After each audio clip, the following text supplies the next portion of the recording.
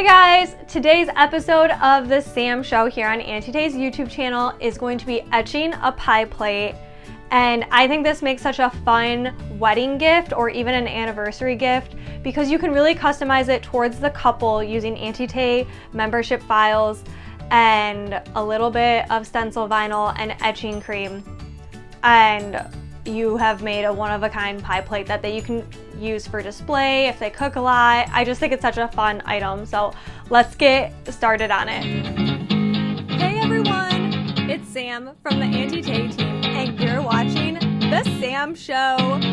Let's go make some fun things. Okay, this is the pie plate I used. I just got it from Walmart. If you look at the bottle of etching cream you're using, it will tell you that some Pyrex won't work and some glass types won't. So I was kind of leery how this would work, but it worked. So if you go to Walmart, you can get this Anchor stocking brand, and yeah, so that's what I used. Now I am on Cricut Design Space. I've already uploaded some of the design bundles, as well as a Mr. and Mrs. bundle that's in the wedding. The design bundles are under design elements, and this is the fun part, is you can design it any way you want. I really love the wreath or like the half wreath leaf look. Wow, that's a tongue twister. And I really liked this Mr. and Mrs. So I'm just showing you how I'm designing. I don't always design in Design Space. I mean, I don't really recommend it, but when you have a specific project like this is when I think it's easy to play around, and I'm using my Cricut for it, so that's when I think it makes sense to design things. I added a circle about the size of the bottom of the pie plate. You don't want to do it 9 inches as a 9-inch pie plate, but actually the bottom, you're going to want to measure it, and it's a little bit smaller.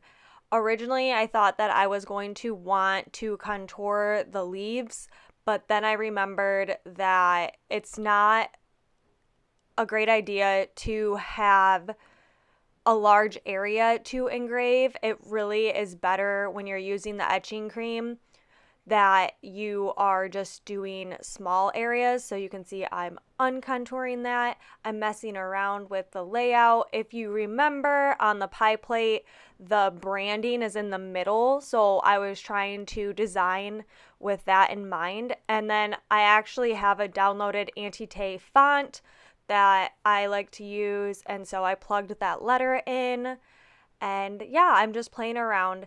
And then eventually what I do is I weld everything together and then I slice it, because you are making a stencil. That's essentially what we're doing, is we're making a stencil that we will put the etch cream on. So that's why I'm doing it this way. You don't have to do it this way. I just think it's a little bit easier to line up when it comes time to placing the vinyl on your pie plate. Okay, so you're gonna get it all centered, get it all pretty, get it every way you want it, and then you're going to cut it. Now, I am going to put this on the back side of the pie plate. So what I am going to do is mirror the image. We're cutting on vinyl. It seems really weird to mirror the image, but you want to do that because you are putting it on the back and it's going to show through. So I'm using the Aura Mask 813 stencil vinyl, and I cut that on regular vinyl, sometimes regular vinyl more setting, but you can use temporary vinyl too. I have so much stencil vinyl because I absolutely love it, and it's pretty cheap to use. Now you can see I got some wrinkles when I put this down, and you do not want wrinkles before you cut or when you etch or anything. Wrinkles in the vinyl are no good. You do not want any of those. So I actually lifted it up and flattened it back out. And there were a couple small bubbles, but it was better than those large wrinkles in it. So yeah, I made sure to get as many bubbles out as I can. That's kind of satisfying to watch. But hopefully you just don't have that problem to begin with, but that's how I fixed it if you do. So I cut it out. I didn't film cutting it. And you can see how I already have like the stencil cut out. And with stencil vinyl, it's kind of finicky when you peel it off the mat. So I left it on the mat and decided to weed while it's on the mat. I just find it so much easier than risking it bubbling and lifting when you're trying to take it off the mat, especially since it has a lot of delicate, small, intricate pieces. And as you can see, I am actually removing the part that you normally would keep because this is a stencil. So the part you want engraved is the part you need to remove from your decal. And I'm just trimming off the extra edge so I can use that vinyl for later for something. I just use an X-Acto knife on the cutting mat, and then now you can see this is essentially the same size as the bottom of the pie plate, and you just want to make sure everything is in the correct spot before you go to put it on the transfer tape. So a big thing is flipping your pie plate over. This is why we mirrored the image. And you're going to take alcohol and something to wipe it down with. I prefer to use coffee filters because they're not fibery like a paper towel would be. One of the things that you can do here too, if you're really worried about fingerprints and the oils from your hands messing up with the etch, is you can wear gloves during this. That would help a lot. I just didn't feel like wearing them. I prefer to use masking transfer tape when I am using stencil vinyl. I just think it works a lot better for this versus the grid line or clear transfer tapes. So this is what I recommend. And I'm just doing a couple layers over top of the stencil vinyl and getting it all flattened out and bubble free. You'll see then you can just pull it right up and it comes off so nice and you're not worrying about bubbles, and I love it. It's really, really simple and easy to work with when you're using the stencil vinyl to use the masking transfer tape. I highly recommend. I grabbed my pie plate and then I'm going to eyeball it the best that I can. This is the only thing I don't like about the masking transfer tape, is that you can't see it as well, but that is why I did the circle around. So I'm just trying to make sure that the words line up, that everything is the same orientation. That's just little things. It's not a huge deal, but it would bother me if it wasn't lined up well. So I'm trying to line it all up, and then I'm slowly going to flatten everything down. And you just want to make sure you're not getting any bubbles. So if you work in the middle and then kind of push your way out, that is going to be the best bet.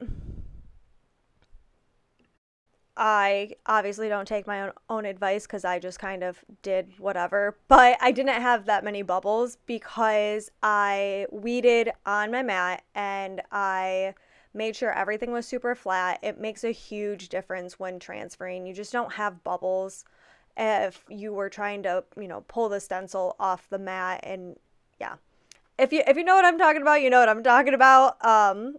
If you don't know, try it once and you'll understand.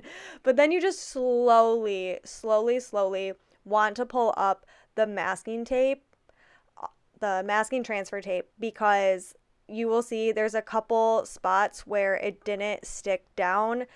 And honestly, the masking transfer tape is a million times better. If you were to use a brand new piece of the grid line transfer tape, yeah, you would have lots of problems. So just make sure when you're pushing it down, you're trying not to get your finger on there. I did not wear gloves. I wasn't super worried, but if you really want to get rid of any of those possibilities of etching issues, wear gloves during this. I wasn't super worried. And then I'm going to speed things up a little bit because you get the gist, and I just pulled off the masking transfer tape. You can see I'm putting my hands all over this. It's really not the best idea. I guess I didn't even realize I was doing it that much, but wear gloves when you do this just so you don't have issues. But look how cute it's gonna be. So I'm using Armor Etch etching cream, and it says straight on the back that you need to wear gloves, use it towards water. So I just put the etching cream on right in my bathroom. Like, I just put it in my sink and I did everything right there. It's just so much easier. And then it does say to shake your bottle before use. So I shook it way more than I showed on camera.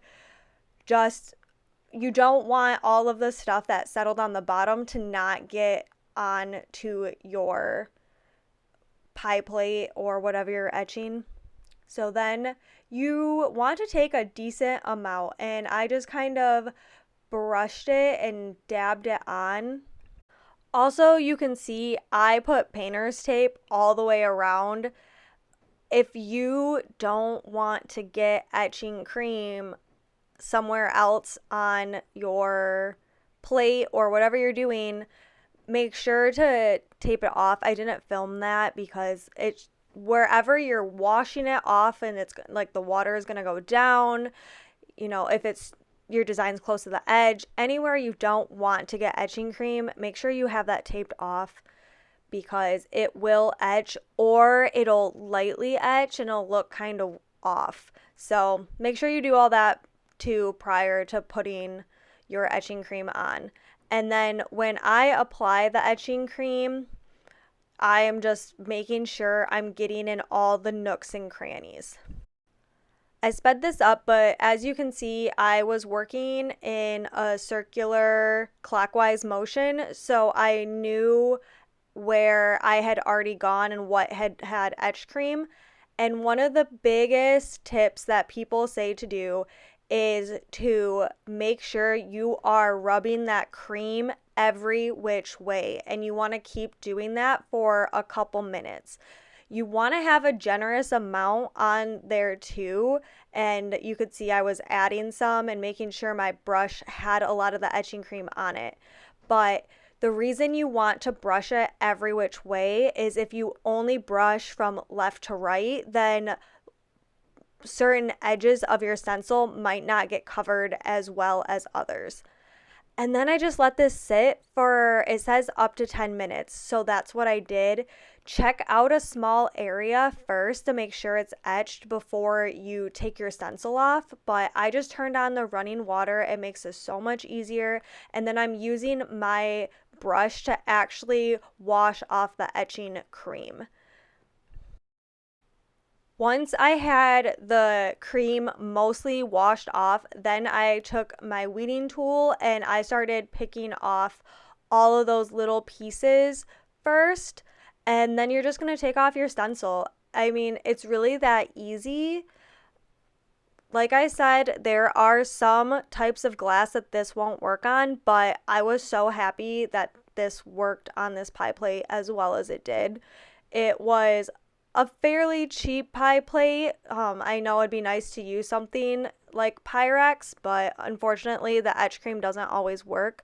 But I think this is such a fun way to customize a gift for a wedding, for an anniversary, and when they take it to parties or they use it, it's not like, oh, whose plate is this? No, they know. Their name's on it. You know, I love it. I hope you guys did too. Thanks for joining.